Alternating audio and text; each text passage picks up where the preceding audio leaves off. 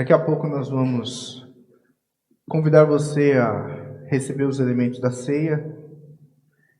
Vamos explicar para você que o pão representa o corpo do nosso Senhor Jesus Cristo e que o cálice representa o sangue do nosso Senhor Jesus. Aí vamos dizer para você de que quando você o fizer, quando você participar desse momento, que seja um momento de contrição, de quebrantamento, que você pense, que você reflita. E a incógnita, a pergunta é: por que você vai participar desse cerimonial? Por que você vai participar? Ou talvez, por que você não vai participar? Por que você vai decidir não participar? Pois é, eu comecei falando para vocês que nós de fato hoje vamos participar da mesa do Senhor. Os elementos estão postos logo aqui e no término dessa mensagem a Tânia virá à frente, a pastora Tânia virá até aqui e irá conduzir o momento da ceia. E ela vai convidar você, a participar da ceia do Senhor. Por que você participa dessa ceia? Por que você come do pão e bebe do cálice? O que você entende que está acontecendo quando está participando desse momento? Amados, nós somos um povo numeroso. Eu não me refiro ao povo da PIB. Nós que nos identificamos, aí seja lá como você quiser, os evangélicos. Essa semana tivemos um bate-papo no grupo dos homens, né, Geandro? Somos evangélicos, somos batistas, somos cristãos. De qualquer forma, se nós formos nos identificar, rotular, somos um povo numeroso. Mas eu devo admitir que muitas vezes a gente tem a impressão de que nós não estamos todos falando a mesma língua. E quando eu falo nós, eu não estou nem dizendo eu e você, ou nós e outras igrejas, ou outras igrejas e nós. O meu medo é que nós não estejamos falando a mesma língua que Jesus está falando.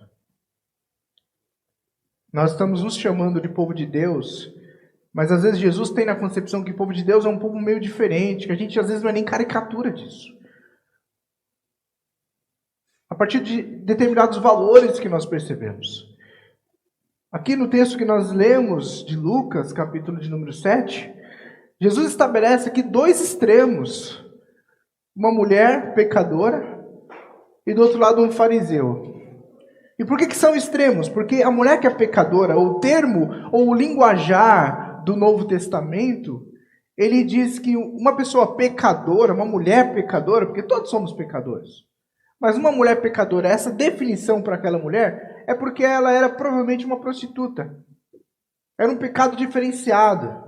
Era uma marca, sabe aquela... Não sei se vocês já assistiram aquele filme A Lei Escarlate, acho que é com a Demi Moore, não sei se é essa atriz, que ela é marcada com uma letra vermelha, e onde ela passava, ela ficava sendo... Olha lá aquela pecadora, olha aquela pessoa ali, olha lá. Ela era reconhecida por todos, ela era humilhada, ela não podia frequentar os mesmos lugares, então ela estava na ponta, na extrema ponta da rejeição da sociedade. Na outra estava um fariseu, o cumpridor da lei, uma pessoa consciente do que se deveria fazer enquanto um judeu, praticante, zeloso. E este homem chama Jesus para sua casa. Mas é ali que acontece, nesse contexto, acontece uma coisa incrível. Na casa daquele homem. E Jesus, ele diz algo incrível através de uma parábola. Porque ele percebe que aquela mulher que chegou, ela fica aos pés de Jesus. E aos pés de Jesus, ela faz três coisas que são muito significativas. Primeiramente, ela lava os pés de Jesus, não com água, mas com as suas próprias lágrimas. Ela não podia conter as suas lágrimas. Segunda coisa, além de lavar, ela enxuga com os cabelos. A segunda coisa que ela faz, ela beija os pés de Jesus. E Jesus diz que, desde que ele chegou, essa mulher não para de beijar os meus pés. Parece que ela tinha assim, enquanto ele estiver aqui, eu vou me deleitar, eu vou beijar os seus pés, porque eu não sei quando terei outra oportunidade. Então ela lava os pés de Jesus, lava e enxuga o pé dele com o cabelo. Depois ela beija os pés de Jesus. E por último, ela joga perfume, ela traz perfume e lança sobre os seus pés. E beija, e passa perfume, e provavelmente chora mais um pouquinho. E a conversa continua. O fariseu olha de longe, e a sua postura qual que é? Ele olha para ela, olha para Jesus e pensa. O texto diz que ele fala consigo mesmo. Ele está pensando, se este homem fosse um profeta, Ele não permitiria que essa mulher o tocasse. Se ele soubesse o que ela fez, se ele soubesse o que ela é, se ele soubesse o que ela fez ontem, ele não permitiria que ela tocasse nele. Jesus sabe o que Simão, o fariseu, está pensando e traz uma historinha. E diz assim, olha, Simão, deixa eu te contar uma história. Havia um homem, e esse homem, ele tinha pessoas que deviam a ele. Uma devia 500 denários. Algumas Bíblias vão dizer 500 dinheiros. Porque denário era equivalente a uma moeda de prata. Então, se você quiser saber quanto vale 500 denários ou 500 dinheiros, imagina que a gente contrata um trabalhador braçal para vir aqui carregar as cadeiras, colocar no caminhão e levar para algum lugar. Cada dia que esse trabalhador estiver aqui, ele ia ganhar uma moedinha de prata, um denário. Significa que um denário é um trabalho braçal, um dia de trabalho braçal. 500 denários são 16 meses e meio de trabalho. É isso que ele devia àquele senhor. O outro devia 50 denários, o equivalente a 1 mês e 20 dias de trabalho. Então você já vê que era uma diferença muito grande. Mais outro extremo, a mulher, pecadora, prostituta e um fariseu. E Jesus traz uma história de um homem que devia 500 e um outro que devia 50. Está claro, os extremos estão postos aqui. E Jesus então no verso de número 42, ele diz algo incrível. Ele diz, olha, nenhum dos dois tinha condições de pagar a sua dívida. Tanto o que devia 50 como o que devia 500. Eles não tinham a menor condição de pagar as suas dívidas. Nenhum deles. Eles eram devedores. Incapazes de fazer qualquer tipo de negociação ou de propostas. Então o Senhor olha para eles e diz, vocês não conseguem pagar, e é por isso que então que eu vou perdoar a dívida de vocês, porque eu sei que vocês são incapazes de pagar essa dívida. Ele diz, chama a atenção do Simão e fala, olha, desses dois, quem é que ama mais? Aí o fariseu, acostumado a estudar, acostumado a fazer interpretações da lei, acostumado com a tradição escrita, acostumado com a tradição oral. Obviamente ele sabia que Jesus estava contextualizando o que estava acontecendo ali. E ele diz, ora, o que devia mais vai amar mais. E Jesus diz, isso mesmo. Aí ele fala, olha, eu cheguei aqui na sua casa. Você, Simão, você não pediu que seus servos viessem e lavassem os meus pés. E pedir que um servo venha lavar os pés de alguém que chega na sua casa, naquela época, naquele contexto, significava honra. Eu estou honrando você na minha casa. É uma honra para mim te receber. Você não me honrou. Esta mulher que você colocou no extremo, ela lavou os meus pés com lágrimas. Ela chorou sobre os meus pés. Ela não se conteve e enxugou os meus pés com seu cabelo. Você, Simão, não me deu ósculo santo, não me deu um beijo. O beijo era um sinal da época que quando você recebia alguém, você beijava na testa, o famoso ósculo santo, significava respeito, significava autoridade. Quando Samuel vai ungir Saul, logo depois que ele unge Saul rei, ele o beija reconhecendo, diante do povo, reconhecendo a sua autoridade. Então ele diz para Simão, Simão, você não reconheceu a minha autoridade, você está me chamando de mestre, você está sendo político, você está sendo político, é essa a palavra que eu tenho a dizer. Mas você não me beijou a testa, você não reconheceu a minha autoridade. Essa prostituta que você está aí no seu coração condenando, ela não para de beijar os meus pés. Ela beija, chora, chora e beija. Outra coisa que você não fez, você não ungiu a minha cabeça. Você não ungiu a minha cabeça. Essa mulher, por outro lado, ela joga perfume. Ela joga perfume sobre os meus pés. E esse jogar o perfume é reconhecer. Também a ver com respeitar. E aí que fica o problema. Porque que nós olhamos para esse texto e nós fazemos aquela pergunta, nós que somos povo de Deus, onde é que nós estaríamos nessa sala? Se nós estivéssemos lá naquele dia, Nós estaríamos do lado do fariseu, sentado do lado dele à distância também, maquinando em nossa mente pensamentos assim, como ousa Jesus deixar que essa mulher o toque? Como ousa Jesus deixar que essa mulher se aproxime dele? Ou se nós estaríamos do lado da mulher fazendo fila para ver quem seria o próximo a beijar os pés do nosso Salvador. O que a gente vê hoje em dia é que existe uma inclinação para que nós estejamos do outro lado. Porque uma coisa que Jesus deixa claro aqui, que está no verso 42, ele diz o seguinte, que aqueles dois homens, tanto o que devia 500 denários, tanto como o outro que devia apenas 50, eles, embora fossem completamente diferentes, tivessem condições financeiras diferentes, devessem valores diferentes, eles se uniam em uma única coisa, que eles eram exatamente iguais. Sabe qual é? Nenhum deles tinha condições de pagar ao seu Senhor. E é nisso que nós todos, indistintivamente, somos iguais. Nenhum de nós é capaz de pagar a Deus, de corrigir os nossos próprios malfeitos, porque nós somos todos pecadores afastados de Deus e precisamos de um Salvador. Então, quando você tomar essa mesa aqui, eu espero que você venha participar dessa mesa, quando oferecerem a você o corpo de Jesus, e diz, meu irmão, esse aqui é o corpo de Jesus, isso aqui é o sangue dele.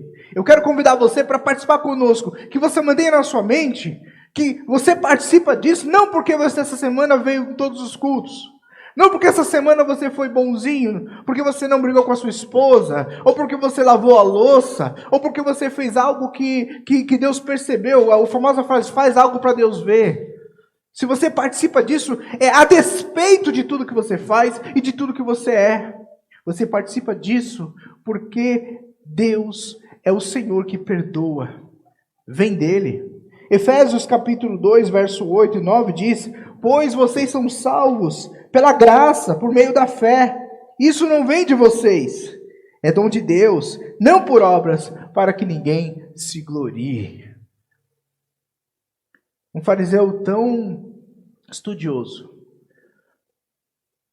tão conhecedor da Torá, uma pessoa tão zelosa, mas já parou para pensar que ele estava provavelmente à mesma distância de Jesus que aquela mulher ignorante, provavelmente não sabia nem ler.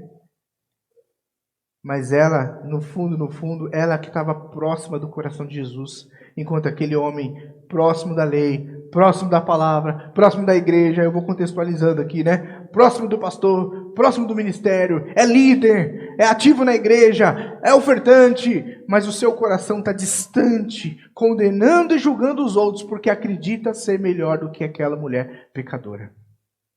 Esses dias eu vi uma cena, um determinado pastor que tem um hábito de responder se uma coisa é pecado ou não é pecado. Então as pessoas mandam pergunta para ele, isso aqui é pecado? Ele fala, isso aqui não é pecado não. Aí, isso aqui é pecado? Ele fala, isso aqui é pecado sim. E às vezes ele termina assim, você não é crente não, essa pergunta aí não é de crente não. E aí alguém perguntou para ele assim, pastor, o que o senhor achou do batismo da Tammy Gretchen? Ele não respondeu. Ele fez uma cara de desprezo e de desdém, tipo assim, que pergunta é essa que você está me fazendo? Eu não vou nem comentar essa sua pergunta. E aí eu fico pensando, gente,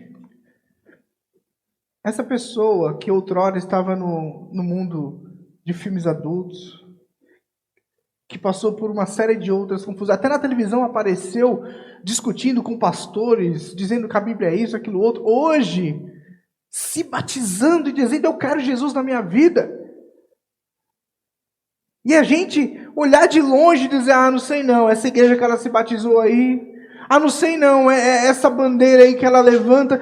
Pô, como importa? Somos os mesmos. Não importa se devemos 500 ou se devemos 50. Todos nós carecemos da graça do nosso Salvador. E quando nós vamos participar dessa mesa, eu não quero estar aqui participando dessa mesa e olhando para o lado para dizer, o Zé Mário não devia tomar isso não, porque ele errou o solo.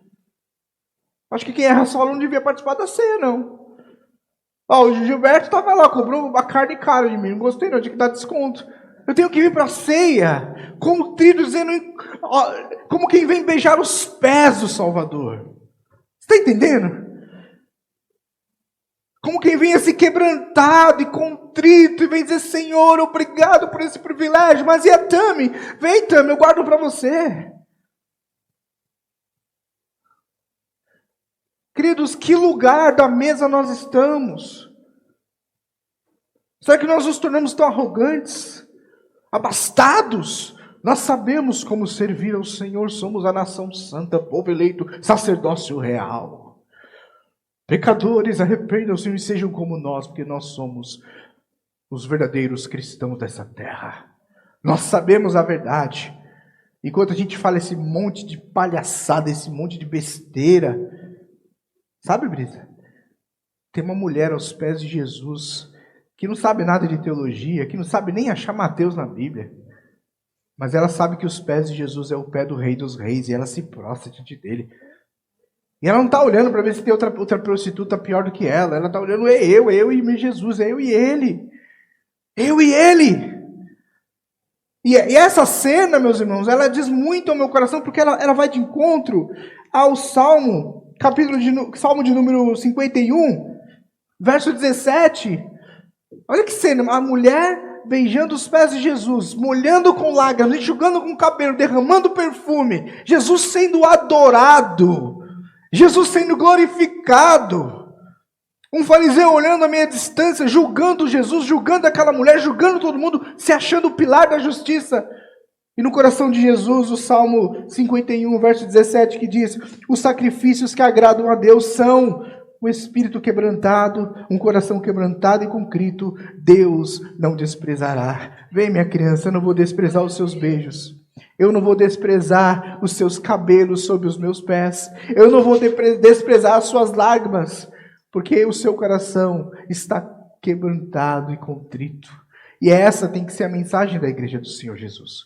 Se nós somos igreja do Senhor Jesus, a gente tem que parar com esse negócio de julgar as pessoas. Uma outra coisa que esse fariseu faz, a primeira coisa que ele faz é o seguinte: ele olha para aquela mulher e diz, quem disse se esse homem fosse de Deus, se esse homem fosse profeta, ele saberia que ela não deve tocar nele porque ela é pecadora. Sabe o que ele está fazendo? Se colocando no lugar de Deus, de juiz. Aí eu pergunto para nós, amados, obviamente a gente sabe, a partir da palavra de Deus, valores do bem, valores do mal, o que é certo, o que é errado, o que traz destruição, o que traz vida. Nós sabemos todas essas coisas. Graças ao Senhor que não existe a possibilidade ainda de alguém plugar uma coisa na nossa cabeça como Matrix e colocar uma televisão aqui, para mostrar o que a gente fez essa semana. Graças a Deus por isso. Se fizessem isso, dissessem, Leandro, temos uma tecnologia aqui que nós vamos colocar um negócio na sua cabeça, na cabeça de todo mundo, e vai mostrar que o último mês eu vou sair por aquela porta correndo e vocês nunca mais me veem. Que eu quero que meus pecados sejam tratados com Deus, aos pés de Jesus, não por homens. Outra coisa que aquele fariseu faz é quando ele olha para aquela mulher, primeiro ele se coloca no lugar de Deus. Segundo, ele acha que ele é melhor do que ela. Ele acha que ele é melhor do que ela. Aí eu tenho que dizer para você, se você, meu irmão, minha irmã, é seguidor de Jesus, você é seguidor de Jesus? Você crê que Ele é o seu Salvador? Crê que Ele é o Mestre? E que as suas palavras são palavras de vida eterna? E você busca seguir esse Jesus e dizer, eu quero ser imitador desse Jesus? A primeira coisa que você devia se preocupar, será que eu sou uma pessoa que julga os outros? Você sabe? Lucas conta outra história também, de que 2 homens subiram ao templo para orar. Olha outro extremo, um era fariseu, e Jesus coloca lá um publicano. Outro extremo, o publicano era um judeu que servia ao Império Romano, cobrando taxas, cobrando impostos dos judeus, e ainda cobrando taxas abusivas. Era um traidor, uma pessoa odiada. Mas o mais interessante é que ele diz que o fariseu, ele no seu íntimo, ele diz assim, obrigado, Senhor. Em silêncio, obrigado, Senhor. Porque eu não sou corrupto igual os corruptos. Eu não sou adúltero igual os adúlteros. Eu dou o dízimo. Eu faço essas coisas. Eu sigo os dogmas. Eu faço tudo o que tem que fazer. Jesus não nega que ele fazia aquelas coisas. Ele diz. E aí, esse fariseu olha para um publicano que está na outra ponta e diz o seguinte: obrigado, inclusive, porque eu não sou igual a esse cachorro, esse cara que está aqui, esse cara não presta. Ó, se eu pudesse, eu chutava Jesus. Esse cara aqui. E aí, aquele cara que estava lá embaixo, diz o texto que ele não ousava levantar a cabeça para orar, ele abaixava. Ele diz: Senhor, perdoa-me, Senhor. Tem misericórdia de mim, que eu sou pecador, Senhor. E Jesus diz: qual dos dois voltou para casa justificado? Aquele homem. E o mais interessante é que quando Lucas vai relatar esse texto, quando Jesus vai narrar essa parábola, o verso de número 9 do capítulo 18 de Lucas, olha só o que ele diz. Há alguns que confiavam em sua própria justiça e desprezavam os outros. Essa parábola é para pessoas que, independente de fazer o certo ou o errado, confiavam na sua própria justiça. Então, daqui a pouco você vai tomar a ceia e você vai perguntar: Deus, estou eu digno hoje de participar dessa ceia? Então, antes que você incomode o Senhor com perguntas estúpidas, eu vou responder para você: não, irmãos. Você não é digno de participar disso aqui. Eu não sou digno, mas nós participamos do corpo do nosso Salvador pela graça do nosso Senhor que morreu por nós. É pela graça. Se não fosse a graça, queridos. Sabe o que Jesus fez? Quando a gente recebe a acusação do nosso inimigo das nossas almas, a gente tem que lembrar de Colossenses. Olha só. Olha o que Jesus fez. O inimigo está acusando você. Não, você é chegado numa... Você sabe o que eu vou falar, né? Você fez isso aqui. Você pisou na bola ali. Aí o diabo, o inimigo das nossas almas, ele traz acusação para você. Às vezes o diabo é o próprio irmão, trazendo acusação sobre você. Aí a gente tem que lembrar de Colossenses capítulo 2, onde Paulo e Timóteo escrevem à igreja de Colossos e diz assim, olha que texto lindo. Ele nos perdoou todas as transgressões. Todas. Ele nos perdoou todas as transgressões. Olha que lindo, já seria suficiente. Mas ele faz algo incrível, diz, e cancelou a escrita de dívida que consistia em ordenanças que nos eram contrárias. Toda carta, toda cobrança, né? Que era contrária, que vinha contra você, ele cancelou, ele rasgou isso. Jogou fora. Ninguém pode te acusar mais. Ele removeu e pregou na cruz. Quando ele é crucificado, ele prega na cruz todas essas coisas que nos eram contrárias. E então, despojando os poderes e as autoridades, fez dele um espetáculo público, triunfando sobre eles na cruz. É na cruz que ele vence, é na cruz que ele expõe, é na cruz que ele derrota, ele diz: está consumado, eu venci. E a terra não suporta, e diz que há tremores, o véu do templo se rasga, porque já não há mais sacerdotes sendo intermediários entre homens e Deus, agora Deus fala com os homens falam com Deus, agora nós podemos todos chorar aos pés do nosso Salvador, molhar os seus pés com as nossas lágrimas, enxugar com os nossos cabelos, e derramar perfume sobre ele, e beijar quantas vezes for necessário, porque ele pagou na cruz os nossos pecados. Há necessidade de arrependimento? Claro que há. Há necessidade de mudança de vida? Claro que há. Mas eu tenho que dizer algo para você. Nenhum de nós aqui foi chamado por Deus para ser gestor de pecado alheio. Santidade, em outras palavras, é o nosso relacionamento com Deus. Como é que está? Essa é outra palavra para santidade. Eu não tenho nada a ver se você não está sendo santo. O máximo que tem a ver comigo é a minha tarefa enquanto membro desse corpo no auxílio da sua santificação e você na minha. É só isso. Mas nunca julgando, nunca condenando, nunca dizendo: se esse homem fosse de Deus mesmo, ele não permitiria que essa mulher o tocasse. Portanto, queridos, é isso que eu queria trazer para vocês hoje. Eu vou encerrar lendo um último texto.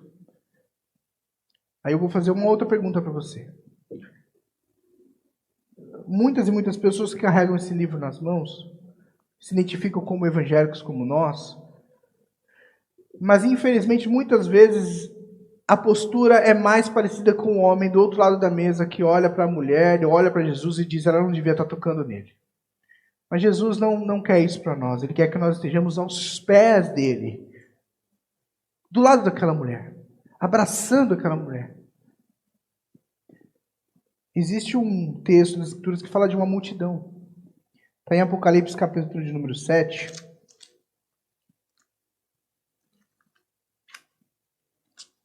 É um texto um pouco longo, mas é fantástico.